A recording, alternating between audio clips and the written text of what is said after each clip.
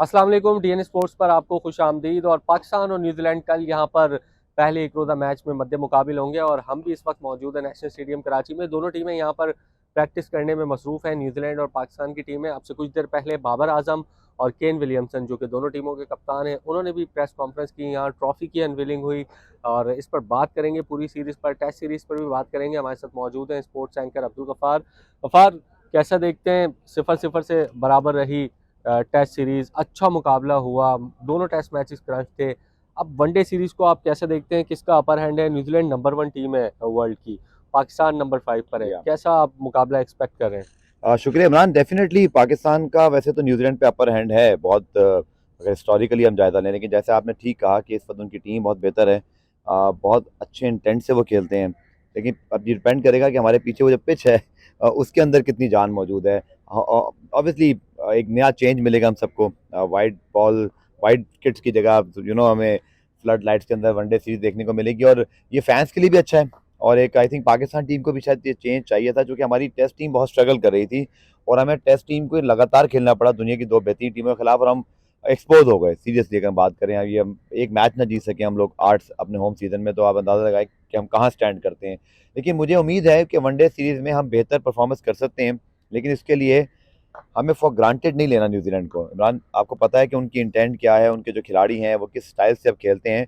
अगर हमने अपना ओल्ड फैशन ना छोड़ा तो ये टीम हमें सरप्राइज कर सकती है, बिकॉज उनके पास जिस तरह की टीम है, जैसे ऑप्शंस हैं, फुल स्ट्रेंथ पर है अपनी। एडम मिल सिर्फ नहीं आए, बाकी उनके पास टीम, अपनी पूरी टीम मौजूद है, और ये दुनिया की बेहतरीन टीम है, जिसने ओवर द ईयर्स जो है वो 2019 का वर्ल्ड कप का फाइनल खेला हुआ है, 2015 का, फिर हमने देखा कि वैसे भी बहुत अच्छी कारकर्दगी है।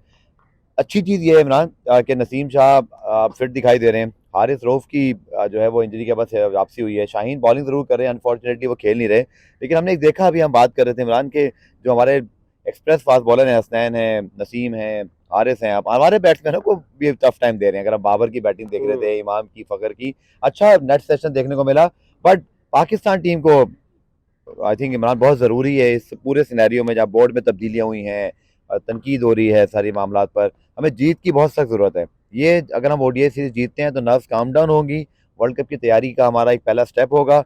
आई रियली विश कि पाकिस्तान टीम बस इंटेंट अच्छी रखे। शाहिद खान अफरीदी मौजूद हैं, आज जायजा लेने भी पहुंचे हुए हैं। आई होप कि वो जो खुद उनका स्टाइल था वो पाकिस्तान टीम में भी इनहेरिट करवाएं। यही यही मैं आपसे सवाल करने वाला था। शाहिद अफरीदी यहाँ मौजूद हैं, पिच भी देखी उन्होंने, खिलाड़ियों से भी मुलाकात की, बॉलिंग कोच से काफ़ी देर बात करते रहे।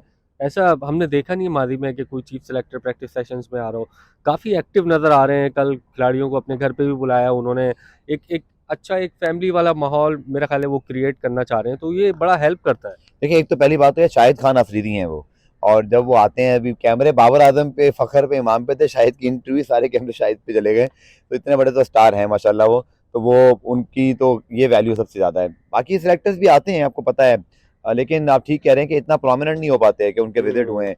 देखिए, जब चीज़ें ठीक नहीं होती ना, रिजल्ट ठीक नहीं आते, तो फिर हमें ऐसे जो है ना वो सिचुएशन दिखाई देती हैं कि भाई हम क्या बेहतर कर सकते हैं। फिर इन्वॉल्वमेंट शायद की किसी हद तक ठीक भी है, ओवर नहीं होनी चाहिए किसी भी चीज़ में, जो कि देखें कैप्टन कोच वगैरह इस मैनेजमेंट का हिस्सा है, शाहिद का डोमेन सिलेक्शन है। बट डेफिनेटली चूंकि उनके पास मुझे लगता है इख्तियारात हैं, उनको बताया गया है कि आपने इस टीम को जाके बैक करना है, इनको थोड़ा गाइड करना है।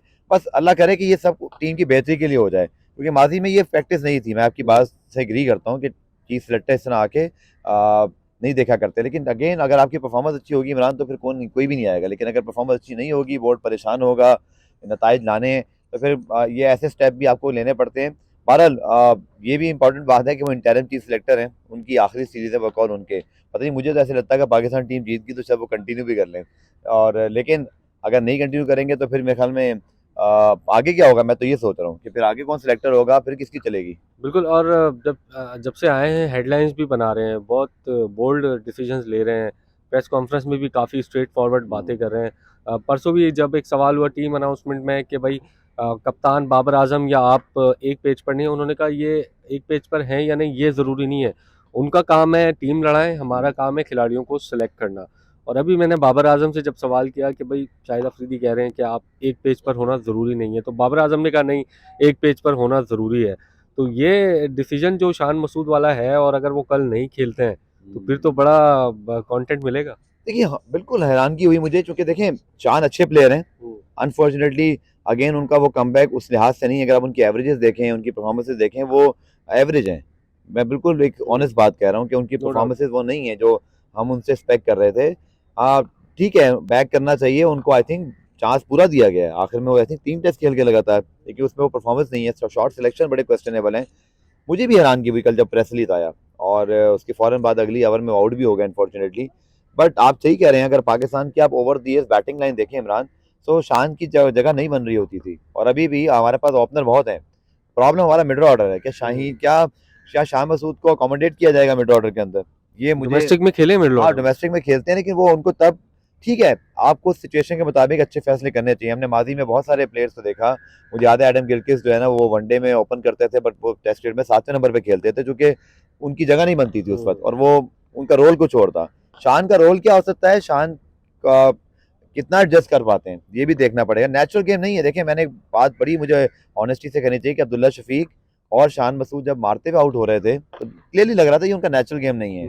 जब कोई और स्ट्रोक मेकर जैसे बाबर भी इवन कभी अटैक करते हैं, तो उनके पास शॉट्स होते हैं, उनकी स्ट्रेंथ कुछ और है। मैं ये नहीं कह रहा कि अच्छी है बुरी, मैं बात कर रहा हूँ उनके गेम प्लान की जो नेचुरल लगता है। आपने सही कहा, अगर शान मसूद की जगह टीम में नहीं बनती और फिर कोई सिचुएशन क्रिएट होती है मैच के अंदर, तो फिर कप्तानी कौन करेगा? इमामुल हक आपके पास बहुत अच्छी चॉइस थे, वो सेट ओपनर हैं, रिजवान है, लेकिन चले इमाम तो मतलब सबसे इस पर टॉप परफॉर्मर है। मतलब अगर आप देखें उनकी आई थिंक 8 या 9 सेंचुरी है 50-54 मैचों में, टीम में जगह पक्की है उनकी, और वो लंबा खेलते हैं, अब टीम के साथ हैं और यंग हैं, ग्रूम किए जा सकते थे मेरे ख्याल में, क्यों नहीं हम उनको भी जिम्मेदारी दे के देखें, यंग प्लेयर हैं। मुझे हैरानगी हुई सीरियसली, और आप सही कह रहे हैं कि उनकी इस वक्त 11 में जगह उन लोगों में शामिल नहीं है उनकी कि हम अगर आप और मैं बताएं कि ये सर्टन होंगे, is not among of them.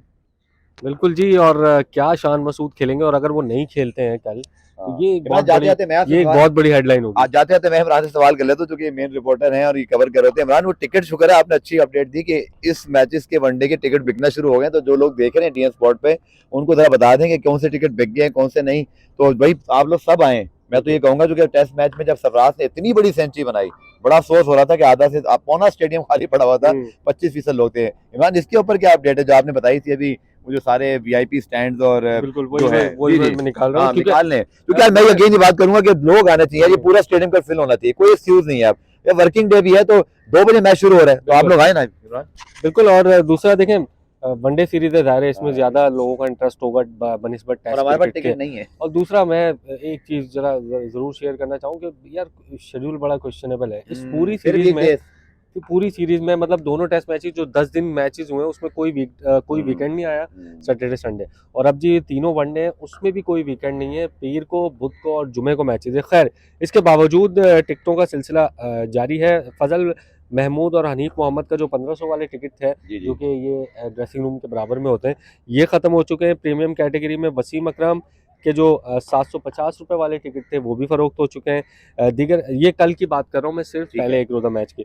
दीगर इनक्लोजर्स के टिकट के फरोख में तेज़ी आई है, और जो जनरल इनक्लोजर है उससे लोग बड़े परेशान हैं, क्योंकि यहाँ पर चेयर्स नहीं है। देखें आप, अगर देख सकें हम, बाद में अब शादी वाली कुर्सियाँ जो है वो यहाँ लगाई जाती हैं सीढ़ियों के ऊपर, जीने के ऊपर बैठने के लिए, तो ये बड़ा क्वेश्चनेबल है। रमीज राजा ने ऐलान ज़रूर किया था, लेकिन अभी तक चेयर्स यहाँ पर नहीं लगाई गई, तो इसलिए अवॉइड करते हैं। और ये वाला हिस्सा जब खाली होता है ना, सामने वाला, तो ये बहुत बुरा लगता है, क्योंकि जब बॉलर सामने से आ रहा होता है, सारी नज़रें बॉलर और बैट्समैन के ऊपर होती है, पीछे बैकग्राउंड में आपका जो पूरा हिस्सा होता है वो खाली होता है। तो ये यहाँ पे हमें ज़रूर कुछ करना पड़ेगा। ये जो जनरल इंक्लूजर 4-5 सामने है, तो ये अभी तक की अपडेट्स है, और उम्मीद करते हैं कि आपको वीडियो पसंद आई होगी। चैनल को लाइक एंड सब्सक्राइब ज़रूर कर दीजिएगा डीएन स्पोर्ट्स को, और मज़ीद अपडेट्स के साथ साथ हम आपके पास आते रहेंगे। अल्लाह हाफ़िज़।